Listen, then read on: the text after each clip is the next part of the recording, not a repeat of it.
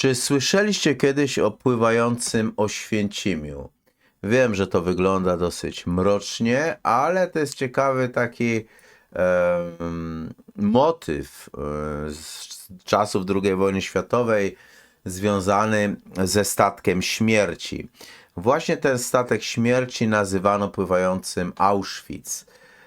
SS Bremerhaven to nazwa, która wzbudza kontrowersje, a jednocześnie też budzi lęk, bo statek ten cumowany w pobliżu wyspy Polickie Łąki na Odrze był jednym z wielu obozów, w których wykorzystywano robotników do pracy w pobliskiej fabryce benzyny syntetycznej w Policach. Wokół dawnego statku handlowego narosło wiele legend i teorii spiskowych. Pojawiały się też opisy rzezi, do jakich miało dochodzić na pokładzie statku. Niektórzy w ogóle określali go mianem pływającego obozu zagłady, chociaż zdaniem historyków takie określenie było nadużyciem, no to nie zmienia to faktu, że statek był miejscem kaźni polskich pracowników przymusowych. Na SS Bremerhaven istniały dwie strefy. Większa część pełniła funkcję obozu dla pracowników przymusowych, będąc ich miejscem zakwaterowania. No i w dzień opuszczali pokład i pod nadzorem SS-manów maszerowali do pracy w fabryce benzyny syntetycznej w Policach. Natomiast noce spędzali na statku. Na najniższym pokładzie znajdował się obóz karno-wychowawczy, który nazywał się Sonderlager, gdzie pracownicy trafiali za tak zwane przewinienia. No i to właśnie tam Polacy wchodzący w skład kompanii karnej byli poddawani brutalnym torturom. Jednym z pracowników zakwaterowanych na statku był niejaki Anastazy Budysz, którego powojenna relacja w codzienności tam panującej jest tak naprawdę jedną z najbardziej przejmujących. No bo Budysz wspominał, że był naocznym świadkiem 3 egzekucji przez powieszenie. Jeden więzień był stracony za posiadanie chleba, który otrzymał od Niemca, drugi za rzekome kontakty z Niemką, chociaż według Budysza było to mało prawdopodobne, ponieważ w pobliżu statku nie było kobiet. Natomiast trzeci nieszczęśnik to był marynarz z Gdańska. No i ciała więźniów miały być rzekomo spalane w piecach parowych statku. Budysz w ogóle zeznał, że na statku było krematorium, co jednak oczywiście też nie znalazło potwierdzenia w jakichś tam innych źródłach. Polecam, żeby zajrzeć do takiego protokołu przesłuchania świadka Anastazego Budysza.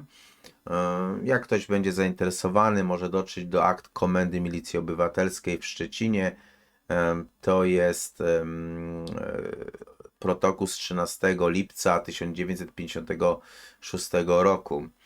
Niektórzy badacze uważają, że relacje Budysza, w tym też opowieści o eksperymentach medycznych, jakie miały być przeprowadzane na więźniach, mogły być przesadzone albo jakoś zniekształcone przez całą tą propagandę PRL-u. No piece oczywiście były, bo to był statek o turbinach parowych. Miejsce, w którym według Budysza były krematoria, no to była część obozu karno-wychowawczego. Pracownicy przymusowi, którzy byli na górnych pokładach, nie mieli prawa widzieć i w ogóle tej części, schodzić do tej części. Być może oni między sobą przekazywali sobie jakieś tam relacje, na przykład, nie wiem, słuchaj, widziałem, co tam się dzieje, palą ludzi, tam jest piec, przykładowo, nie? I być może dlatego dopowiedział on sobie parę rzeczy i to przedstawił też prokuratorom w czasie śledztwa prowadzonego przez Główną Komisję Badań Zbrodni Hitlerowskich.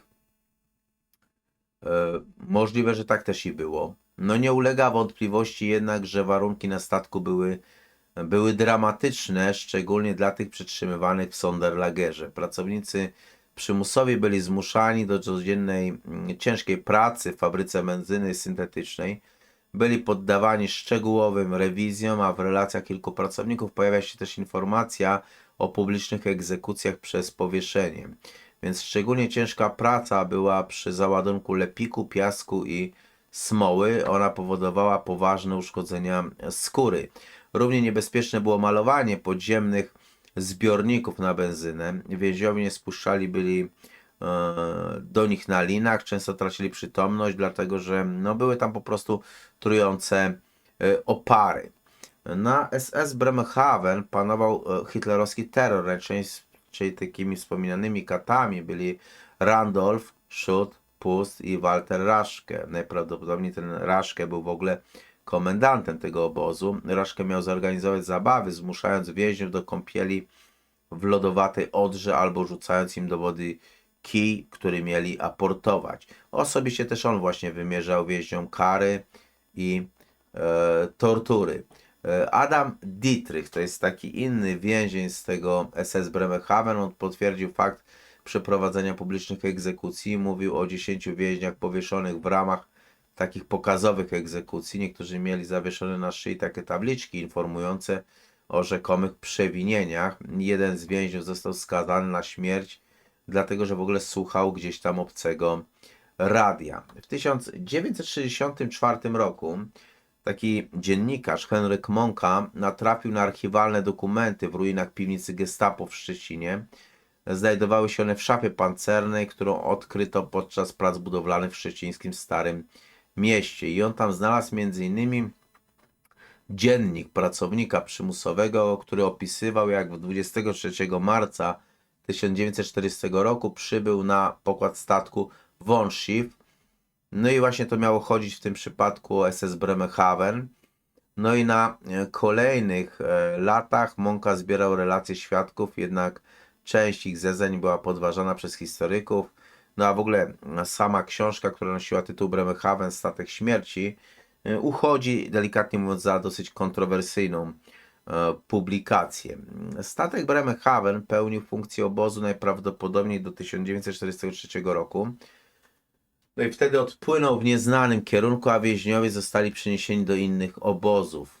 Po remoncie w ogóle on służył jako statek ewakuacyjny, no i pod koniec października 1944 roku został zatopiony przez radzieckie samoloty Ił-2, mniej więcej tak 30 mil od Helu. Historia Bremerhaven jest jednym z najbardziej tajemniczych i zapomnianych epizodów II wojny światowej. No chociaż wiele relacji pozostaje niepewnych, no to nie ulega wątpliwości, że statek ten był właśnie miejscem kaźni wielu Polaków. Nie wiem, czy z tym przypadkiem się spotkaliście. Dajcie ślad w komentarzach. Oczywiście tradycyjnie zostawcie lajka, komentarz, choćby miał być to komentarz taktyczny i dajcie znać, jak Wam się ten po prostu odcinek podobał. Zachęcam też serdecznie, żeby włączyć się do grona wspierających, bo wspierający mają wtedy możliwość przede wszystkim, moi drodzy, podrzucania tematów i będą tworzone tematy na życzenie. Także warto. Pozdrawiam serdecznie i do następnego razu.